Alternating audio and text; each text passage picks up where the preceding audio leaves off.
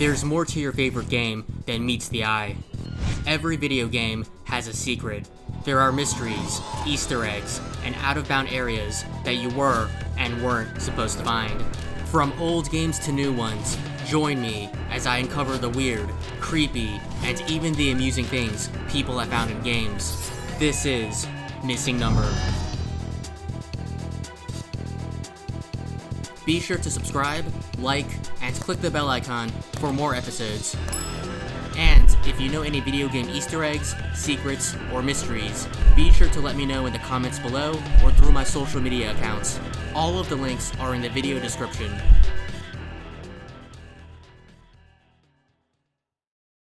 Red Dead Redemption 2 is teeming with wildlife, and there's one animal in particular that's so legendary that players have spent years searching for it.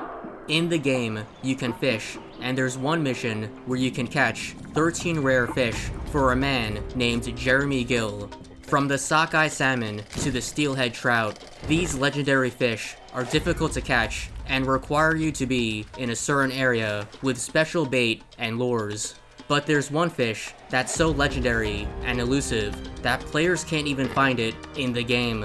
Once you've captured the aforementioned 13 fish for Jeremy Gill, he'll ask you to follow him to the San Luis River, where he wants you to photograph him catching a giant catfish that he saw earlier. When Jeremy does manage to hook the catfish, this is what happens. Here he comes! Here comes him!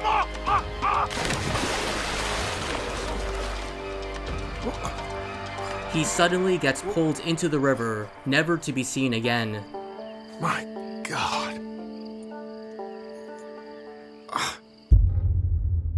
This is the legendary channel catfish, and in the game's compendium, it states that it is rumored to inhabit the San Luis River. Fishermen have tried for years to catch this fish, but no one has ever been successful. Reports suggest that this fish prefers overcast weather. The size of this legendary catfish could be over 90 inches long, weighing around 180 pounds, which might be why this catfish has never been, and may never be, caught. With that, players were determined to catch this thing as they tried a multitude of options. They attempted to fish in overcast weather, used different baits and lures, caught all species of fish, wore different outfits, reached Epilogue 1, 100%ed the game, and earned max rank in Master Hunters and Survivalist challenges. Players even glitched into Mexico to fish on the other side and put pigs and boars in the water as bait. But no luck. Even using the special spinner lure didn't work. The lure is effective in capturing all legendary fish, but what's odd is that in order to acquire the lure, you need to have already captured all the legendary fish. So that would make the special spinner kind of useless, unless it was specifically meant for capturing the legendary channel catfish. It's an alluring thought, but unfortunately, the special spinner failed to make the catfish appear. So how do you catch this fish? Is it even possible to catch? It would be surprising if it couldn't be caught, since there's an entire mission dedicated to it. It's even reportedly marked on the map, and there's a description of the catfish in the game's aforementioned compendium. There's also purportedly newspaper articles in the game where Jeremy Gill talks about the fish and how to catch it. What's more, the fish is even mentioned in the game's official strategy guide, and players even contacted Rockstar's customer support to confirm whether or not the fish was catchable. Rockstar in response categorically said, yes, it could be caught. So straight from the horse's mouth, the legendary fish must be in the game then. If Rockstar bothered to add a ghost and UFO in RDR2, then surely a giant catfish wouldn't be unusual. After searching, players did eventually find the legendary channel catfish, but not in the game's world, rather in the game's files. By opening the game's files, players were able to spawn the fish in the game, and here's what it looks like. Weighing nearly 200 pounds, the giant legendary channel catfish is pinkish, and for some strange reason, its body is deformed as if it was pinched and twisted. If you use a trainer and enable no clip though, you can see what it looks like in its normal form.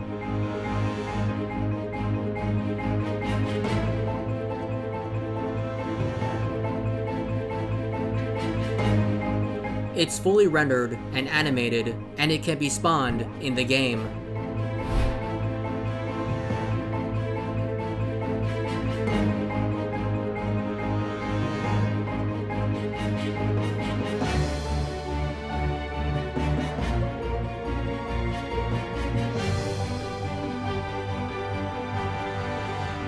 However, it's glitchy and can cause the game to crash.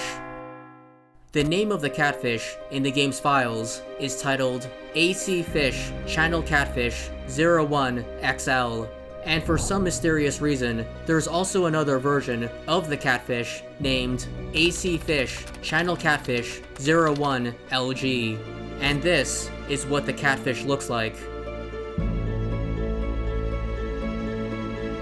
It's a lot smaller and not as impressive looking as its pink counterpart, but this one is also fully rendered and animated. So if these models exist in the game's files, then naturally, the catfish should be catchable in the game. But as it turns out, the legendary catfish apparently cannot be caught and does not officially exist, despite what the game's official strategy guide and customer support said. After the strategy guide was completed, it's possible that Rockstar decided not to include the catfish in the game at the very last minute, and Rockstar customer support could have possibly mixed up the legendary channel catfish with the legendary bullhead catfish, which can actually be caught. Customer support also gave conflicting statements about whether or not the catfish was catchable. In this response from Rockstar, customer support explicitly told a player that the fish could not be caught. This contradicts what customer support said earlier. Furthermore, it's possible that Rockstar is outsourcing their customer support to a third-party company, which, if true, would mean that customer support could have limited or inaccurate knowledge of RDR2. And the part about the channel catfish being marked on the map, the game purportedly had a bug where the legendary fish wouldn't be crossed off the map, so that would explain why the catfish could still be seen on the map. Additionally, according to a YouTuber named Pariah87 who uploaded this gameplay footage, a developer note in the game's files said that the player was never supposed to see the catfish. It's unknown why, but it's disappointing that the fish can't actually be found or caught in the game's world naturally, despite all the teasing Rockstar did. Most likely, the catfish was cut content or was too glitchy to fix in time. Alternatively, it may be included in future DLC. It's possible with all the animal-based updates Rockstar has added to the game. So perhaps one day, we'll be able to catch the legendary channel catfish.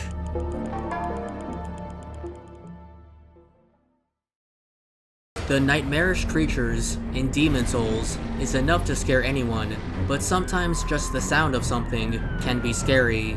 Shortly after the game's release, in November 2020, players started to hear strange, random clanking noises in various parts of the game. It sounded as if someone was dramatically clashing a sword, rattling chains, or hitting an anvil with a hammer. It was spooky, and what made these noises more terrifying is that they can either sound soft and distant, or be extremely loud without warning. Some report hearing the sounds in places like the Dragon Bridge in Worlds 1-2, while most players said they heard the noises in the Nexus, which is a hidden temple in the game.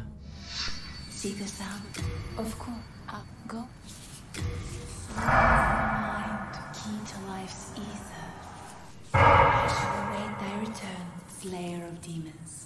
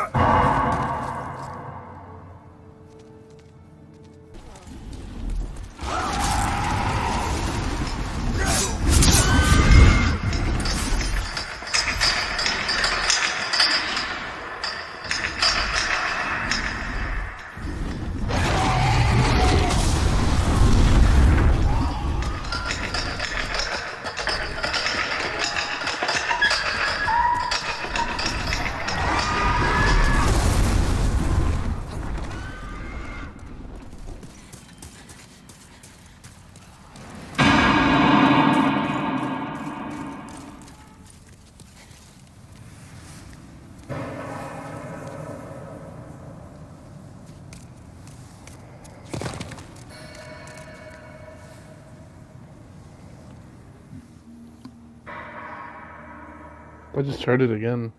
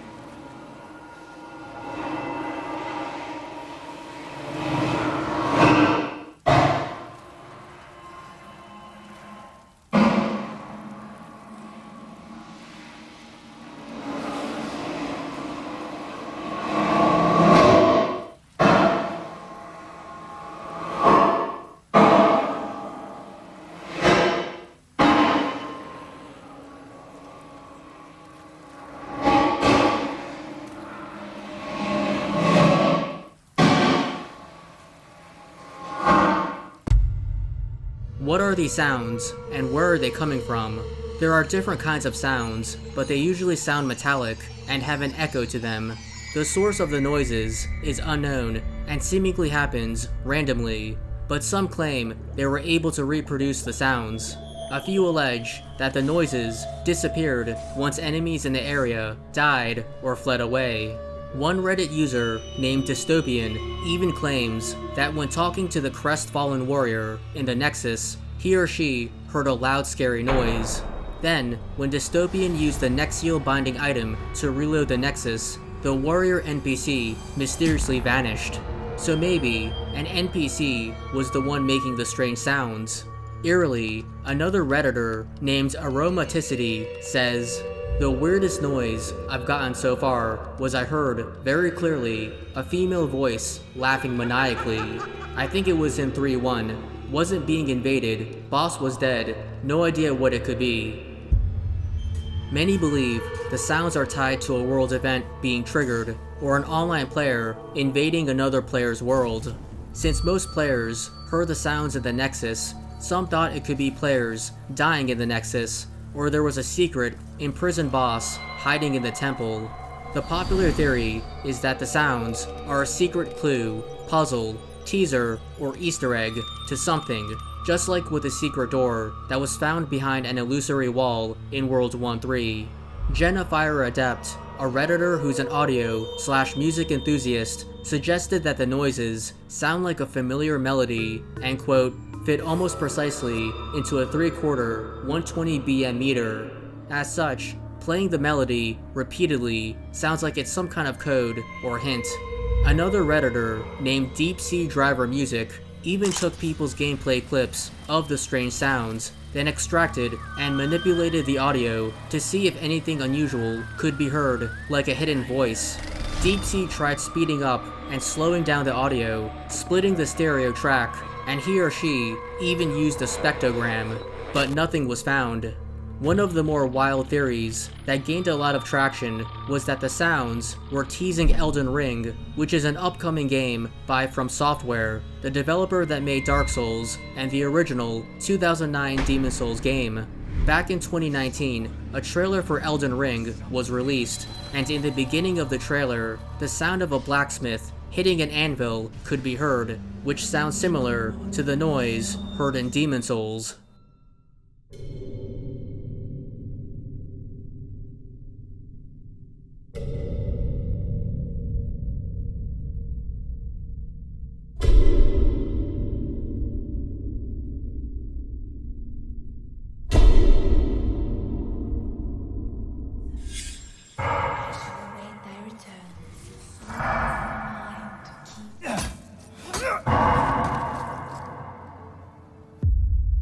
The only problem with this theory, though, is that From Software did not develop the Demon's Souls remake. A different developer called Bluepoint Games did, and so From Software had nothing to do with the 2020 remake. Tying into this theory is that Bluepoint Games, which also made remakes of Metal Gear Solid 2 and 3, was remaking the first Metal Gear Solid. As such, people posited that the sound in Demon's Souls was actually the sound of Metal Gear Rex, a giant, destructive mech that's featured in the Metal Gear games. so people thought that Bluepoint was teasing their next Metal Gear remake. However, this is a huge stretch, and many in the community didn't buy it.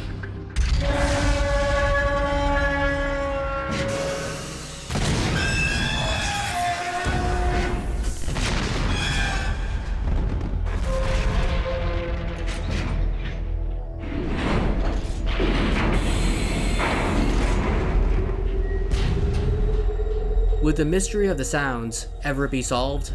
If it is a bug, I hope they acknowledge it, but don't remove it, said Reddit user Infernos Enforcer. I don't have a PS5 yet, but I can't wait to be in a stressful situation and get the scared out of me with it going off. Fortunately, for that Reddit user, the game's publisher, Sony, did acknowledge the sounds to Kotaku, but unfortunately, the sounds were removed since Sony said that they were actually an audio glitch after all. So the strange, spooky noises weren't a puzzle, clue, Easter egg, or secret. It was simply just a bug. It's an anticlimactic ending, but the noises weren't the only strange thing players heard in the game. In Worlds 1-3, if you go up a particular flight of stairs, there's a nondescript wooden door and semi-opaque window, but if you stand still long enough and listen carefully, you can hear this.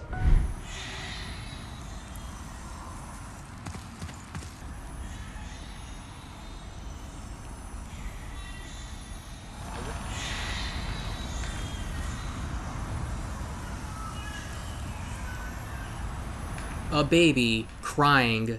Unlike the aforementioned sounds, this one seems intentional and does not appear to be a glitch.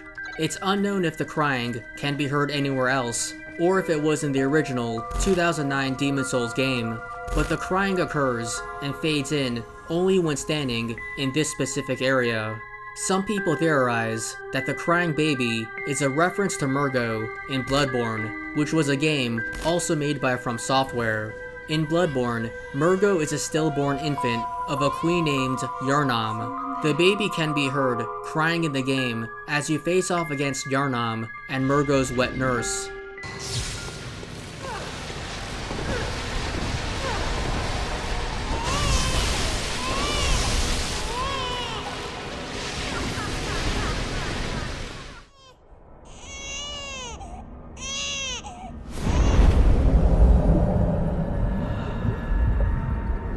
The latter is a tall, dark figure with 6 skeletal arms that's supposedly Murgo's surrogate mother.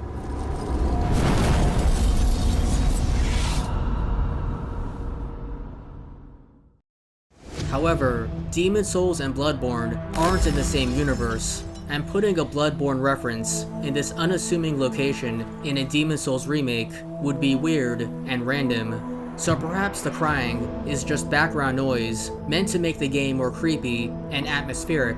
It means nothing. But then why include a random sound of a baby crying which can only be heard in a very specific location after a few seconds? It just seems random. Could it be a plague baby, one of the enemies in the game? If so, why is it there? The crying can be heard from this room, which is locked. You can't get inside, but if you peek through the window, you can faintly see what appears to be an interior space that includes a bookshelf, carpet, and lit candles.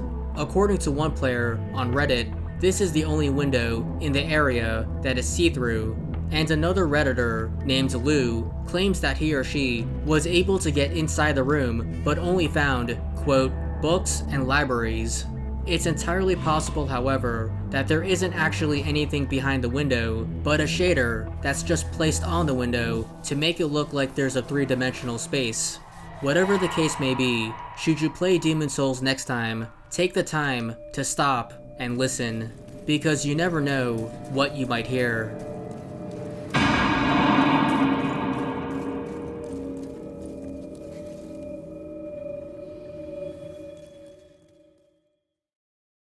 Ubisoft is no stranger to controversy, and there's one specifically that's peculiar. Usually, when a game studio finishes working on a game, or a game is cancelled, developers are reassigned to a different project or laid off. The latter is unfortunately all too common in the games industry, since some people may not be needed for a project. But what if a developer is neither reassigned or fired? What if they weren't given any assignments, were told to move to a different department, and had no idea how long they would remain at the company? Welcome to Ubisoft Purgatory. In 2014, Kotaku published an odd story about what Ubisoft Montreal, creators of For Honor and Assassin's Creed Valhalla, does to its employees once a game is shipped or cancelled. For some mysterious and ominous reason, as many as 50 to 100 employees are moved into a secluded building located in downtown Montreal, Canada. This building is known as 160, or Building 160, named after its address by one Ubisoft employee who worked there.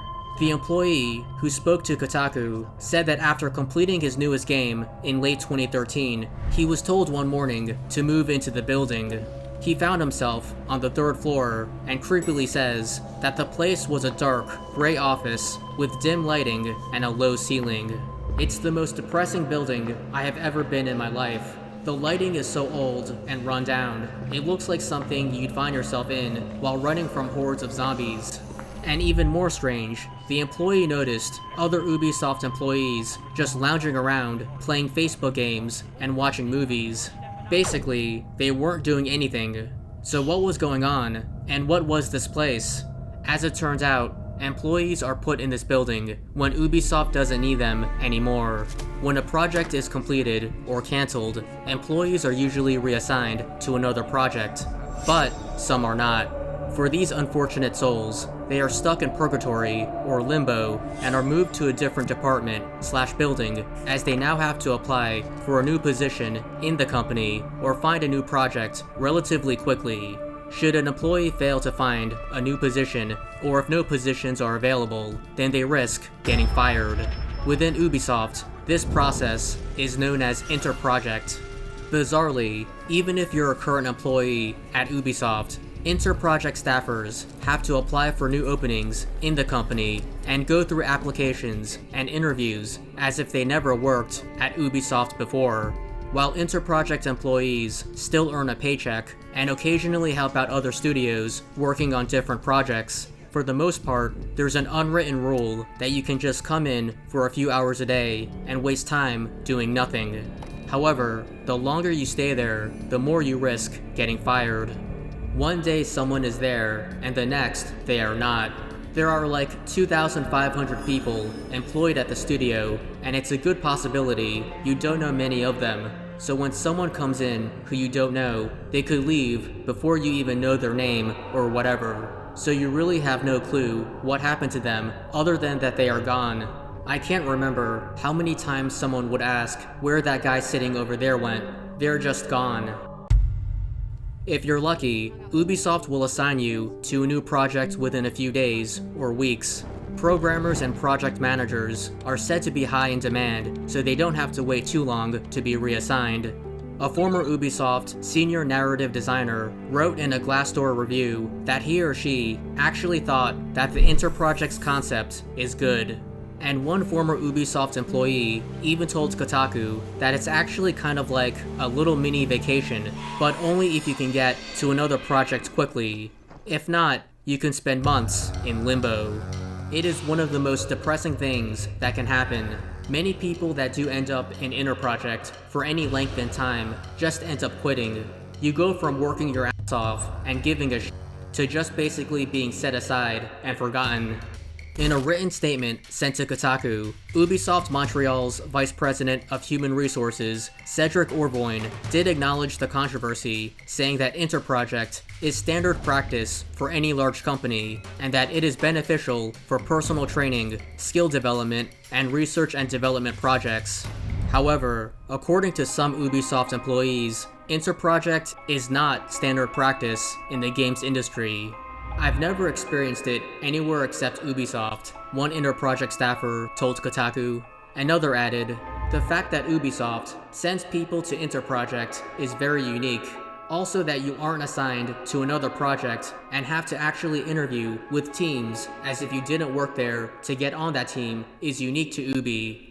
The real reason why interproject may exist at Ubisoft is that Canada reportedly gave big tax credits to Ubisoft for keeping a certain number of employees at the company. On top of that, Kotaku reports that Canada's government gave Ubisoft $9.9 million to help fund Ubisoft staff. While Interproject may be a better option than mass layoffs, Kotaku relays that most employees didn't have nice things to say about Interproject. I know a girl who's never been at 160 in her 8 years here, and I know other people who have been there multiple times. It's unclear how Ubisoft decides who gets put in Building 160, but it almost sounds like a prison where people are locked up, never to be seen again.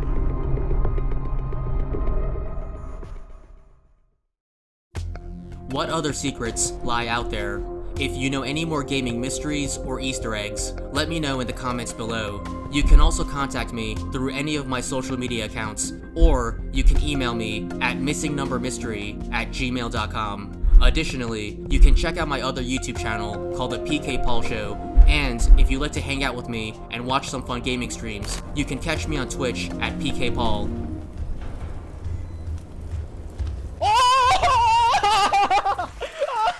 All of the links are in the video description, and don't forget to like and subscribe to this channel for more episodes of Missing Number.